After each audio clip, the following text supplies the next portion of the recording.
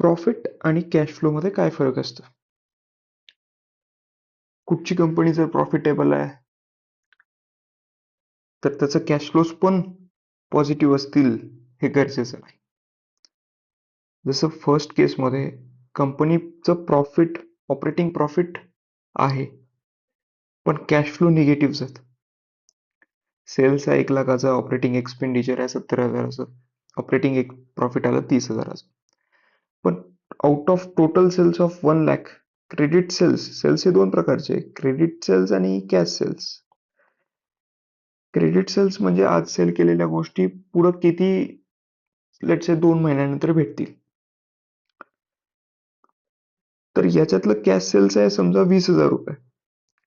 तर त्याचा cash flow झाला cash sales minus cash expenditure. Cash expenditure माझे 30,000चे आहेत. तर त्याचा कॅश फ्लो निगेटिव्ह झाला. म्हणजे कंपनी जरी on the face of the financial statements profitable असेल पण त्याचे कॅश फ्लो निगेटिव्ह असू शकतात. इन्फ्रास्ट्रक्चर कंपनीज असतील किंवा startups in their early stage ज्यावेळेस ते सुरू झालेत त्यावेळेस हे सिनारिओ तिथं बघायला भेटतं. दुसरं याच्या उलट ऑपरेटिंग लॉस आहे पण कॅश फ्लो पॉझिटिव्ह आहेत. हे कुठं बघायला भेटतं? टेलिकॉम सेक्टरमध्ये किंवा एअरलाइन्स बिझनेस त्यावेळेस इनिशियल पिरियडमध्ये ऑपरेट होतात त्यावेळेस हे सिनारिओ बघायला भेटतं. थर्ड सिनारिओ आहे जिथं ऑपरेटिंग लॉस आहे आणि कॅश फ्लो सुद्धा निगेटिव्ह आहे. एखादी कंपनी डुबत आहे, इन्सॉल्वंट होत आहे, त्यावेळेस हे सिनारिओ बघायला भेटतं. आणि एक आयडियल सिच्युएशन आहे जिथं माझं ऑपरेटिंग प्रॉफिट सुद्धा आहे आणि कॅश फ्लो पॉझिटिव्ह सुद्धा आहे. द बेस्ट सिच्युएशन कुठच्या बिझनेसची असावी तर ही असावी. एखादा मॅच्युअर बिझनेस आहे जो आता चांगला परफॉर्म करतोय त्या बिझनेसची ही सिच्युएशन असली पाहिजे जिथं ऑपरेटिंग प्रॉफिट आहे आणि कॅश फ्लोज पण पॉझिटिव्ह आहे. म्हणजे on the basis of cash flows आणि प्रॉफिट 4 कन्क्लुजन आपण रीच करू शकतो. कॅश फ्लो जर निगेटिव्ह आहे आणि लॉस आहे तर ती कंपनी फार क्रिटिकल आहे. त्या कंपनीमध्ये आता पुढं सस्टेनेबिलिटीसाठी काहीच उरलेलं नाही. कॅश फ्लो जरी निगेटिव्ह आहेत पण कंपनी प्रॉफिटेबल आहे तर त्या कंपनी फक्त ऑन पेपर छान आहेत. त्याला द पेपर टायगर म्हणतात.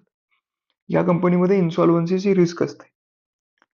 कॅश फ्लो पॉझिटिव्ह आहेत पण लॉस मेकिंग कंपनी आहे, ऑपरेटिंग लॉसेस आहेत, तर ती कंपनी द हिडन जेम असते. म्हणजे पुढे चालून हे चान्स आहे की ती कंपनी चांगलं परफॉर्म करेल. आणि कॅश फ्लो ही पॉझिटिव्ह आहेत आणि कंपनी प्रॉफिटेबल आहे तर त्या कंपनीज कॅश कव असतात, हेल्दी असतात. त्या कंपनीत चांगलं प्रॉफिट जनरेट करतायत. ते त्यांच्या कोर ऍक्टिव्हिटीज पासून चांगलं कमवून देत आहेत. आता हा डिफरन्स का येतो? कॅश फ्लो आणि प्रॉफिट म्हणजे नेट प्रॉफिट हा P&L स्टेटमेंट मधून निघतोय आणि cash flow balance statement of cash flow मध्ये दिसतं. तर हा डिफरन्स का येतो या दोन गोष्टींमध्ये? तर त्याचं कारण एक आहे सेल्स.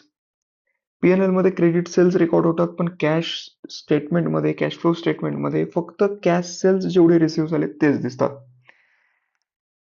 P&L मध्ये एक्सपेन्सेस पेड असतील किंवा अनपेड असतील दोन्ही रेकॉर्ड होतात पण कॅश फ्लो स्टेटमेंटमध्ये फक्त कॅश मध्ये पे केले जाणारे एक्सपेन्सेसच दिसतील. म्हणजे याचा अर्थ डेप्रिसिएशन सुद्धा इथं दिसणार नाही. P&L मध्ये तो रेकॉर्ड होतो. म्हणजे P&L हा अकाउंटंटनं बनवलेला अकाउंटिंग प्रॉफिट शो करतो आणि कॅश फ्लो स्टेटमेंट हा बिझनेसची कॅश मुवमेंट म्हणजेच कॅश फ्लो शो करतो.